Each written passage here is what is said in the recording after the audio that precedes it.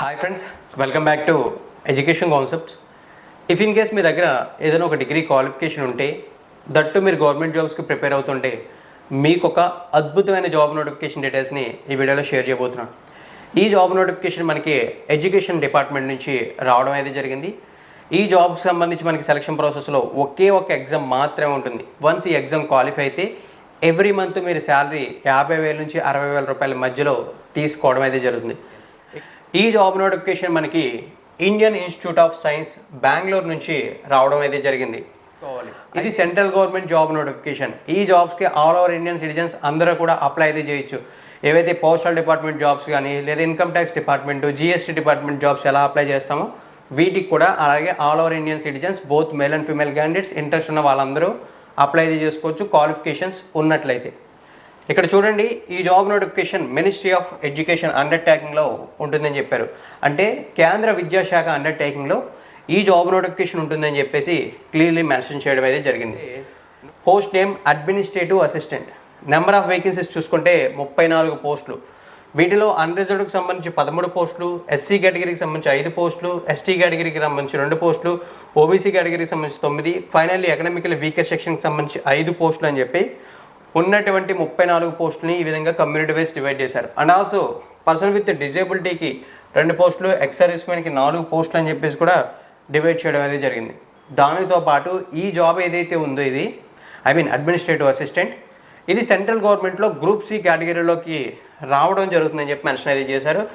Salary చూసుకుంటే level 5 salary అని చెప్పి మెన్షన్ అయితే చేశారు. లెవెల్ 5 శాలరీ అంటే with all allowances on and average మనం చూసుకున్నట్లయితే 50 నుంచి 60,000 రూపాయల మధ్యలో శాలరీ రావడం జరుగుతుంది. నెక్స్ట్ మనకి మెన్షన్ చేసింది ఎలిజిబిలిటీ డీటెయిల్స్. అందులో first of all education qualification mention చేశారు. ఎడ్యుకేషన్ క్వాలిఫికేషన్ ఏం మెన్షన్ చేశారో నేను క్లియర్లీ చదివి మీకు చెప్తాను. చూడండి, bachelor degree in any disciplinary from a recognised university with at least minimum 50% of marks in the qualifying degree. So దీని అర్థం చూసుకున్నట్లయితే మనం ఏదైనా ఒక డిగ్రీ క్వాలిఫికేషన్తో అప్లై అయితే చేసుకోవచ్చు. అది గవర్నమెంట్ ద్వారా రికగ్నైజ్ అయినటువంటి కాలేజ్ కానీ, ఇన్స్టిట్యూట్ కానీ, యూనివర్సిటీ కానీ అయి ఉండాలని చెప్పారు. బట్ డిగ్రీలో 50% ఆఫ్ మార్క్స్ ఉండాలి. మీరు బీఏ చేశారా, బీఎస్సీ చేశారా, బీకామ్ చేశారా అనేది పట్టించుకోరు. బట్ 50% ఆఫ్ మార్క్స్ అనేది డిగ్రీలో మీ దగ్గర ఉండాలి. ది నెక్స్ట్ చూసుకుంటే ఏజ్ లిమిట్స్. ఈ ఏజ్ లిమిట్స్లో మనకి మెన్షన్ చేసిన పాయింట్ ఏంటంటే ఈ జాబ్స్కి అప్ టు 26 ఇయర్స్ వరకు అప్లై అయితే చేయొచ్చు అని చెప్పి మెన్షన్ అయితే చేశారు. అండ్ ఆల్సో ఇవి సెంట్రల్ గవర్నమెంట్ జాబ్స్ కాబట్టి రిజర్వ్డ్ కమ్యూనిటీస్ అయినటువంటి SC, ST, OBC, person with bench mark disability వాళ్ళకి ఏజ్ రిలాక్సేషన్స్ కూడా ఉంటాయి. ఎస్సీ, ఎస్టీ ఫ్రెండ్స్ యాక్చువల్లీ ఈ జాబ్స్కి చూసుకుంటే ఆన్లైన్లో అప్లై చేయాలని చెప్పి మెన్షన్ చేయడంతో పాటు నోటిఫికేషన్ రిలీజ్ అయిన 29th మే నుంచి ఆన్లైన్ అప్లికేషన్స్ తీసుకుంటున్నారు. అలాగే ఈ జూన్ మంత్ 18th అనేది లాస్ట్ డేట్గా మెన్షన్ చేశారు. ఈ టైం పీరియడ్ బిట్వీన్ ఇంట్రెస్ట్ ఉన్న క్యాండిడేట్స్ ఎవరైనా ఉన్నట్లయితే ఈ జాబ్స్కి అప్లై అయితే చేయొచ్చు. రీసెంట్ టైమ్స్లో చూసుకుంటే చాలా సెంట్రల్ గవర్నమెంట్ జాబ్స్కి ఆన్లైన్లో అప్లై చేసిన తర్వాత మనకి హార్డ్ కాపీస్ని సెండ్ చేయమని అడుగుతున్నారు త్రూ పోస్టుల ద్వారా. బట్ ఇటువంటి హార్డ్ కాపీస్ సబ్మిషన్ అంటే ఏది కూడా ఈ నోటిఫికేషన్లో ఉండదు అని చెప్పేసి మెన్షన్ అయితే చేశారు. సో ఇక అప్లికేషన్ ఫీజు చూసుకున్నట్లయితే అప్లికేషన్ ఫీజు అనేది మనకి చాలా క్లియర్గా మెన్షన్ చేశారు. అప్లై చేసే క్యాండిడేట్స్లో SC, ST, person with bench mark disability, ex service man, transgender, women candidates ఎవరైతే ఉంటారో వాళ్ళు ప్రాసెసింగ్ ఫీజు అనే అమౌంట్ 50 రూపీస్ పే చేస్తే చాలు.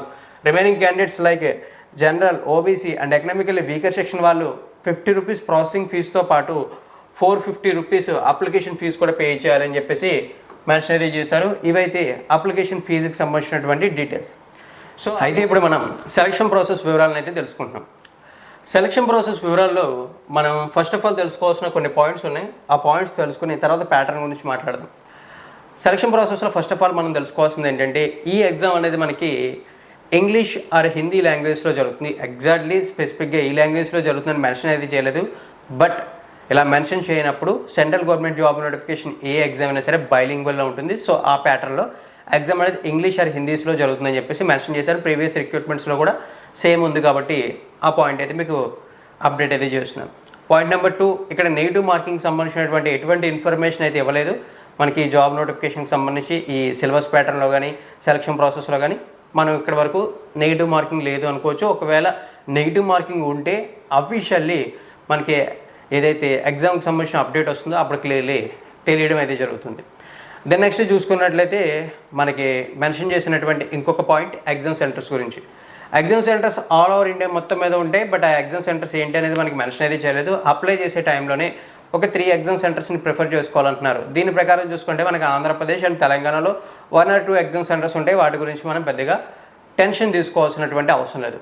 ఇక సెలక్షన్ ప్రాసెస్లో స్టేజ్ 1లో ఎగ్జామ్ ఉంటుంది కదా, స్టేజ్ 2లో ఇంటర్వ్యూ లేదా స్టేజ్ 2 ఎగ్జామ్ ఏమైనా ఉంటుందా, టైపింగ్ టెస్ట్ ఏమైనా ఉంటుందని చెక్ చేస్తే ప్రజెంట్ అయితే మనకి ఎటువంటి ఇన్ఫర్మేషన్ కానీ ఏమీ లేదు. జస్ట్ ఒకే ఒక ఎగ్జామ్ ఉంటుందని క్లారిఫికేషన్ మాత్రమే ఉంది. సో మీరు దానికి ప్రిపేర్ అయితే అయిపోండి. ఇక ఇప్పుడు సెలక్షన్ ప్రాసెస్లో మెన్షన్ చేసినటువంటి ఈ ఎగ్జామ్ ప్యాటర్న్ గురించి, ఓవరాల్ స్ట్రక్చర్ గురించి మనం చూద్దాం. వన్స్ మనం ఈ ప్యాటర్న్ గురించి వెళ్ళినట్లయితే టోటల్లీ ఇక్కడ మనకి మెన్షన్ చేసినటువంటి డీటెయిల్స్లో మనకి చెప్పిన ఫస్ట్ పాయింట్, ఈ ఎగ్జామ్ పేపర్లో 80 క్వశ్చన్స్ అయితే ఉంటాయని చెప్పేసి మెన్షన్ అయితే చేశారు. టైం చూసుకుంటే 1.5 hour అయితే ఇస్తారని చెప్పి కూడా మెన్షన్ చేశారు.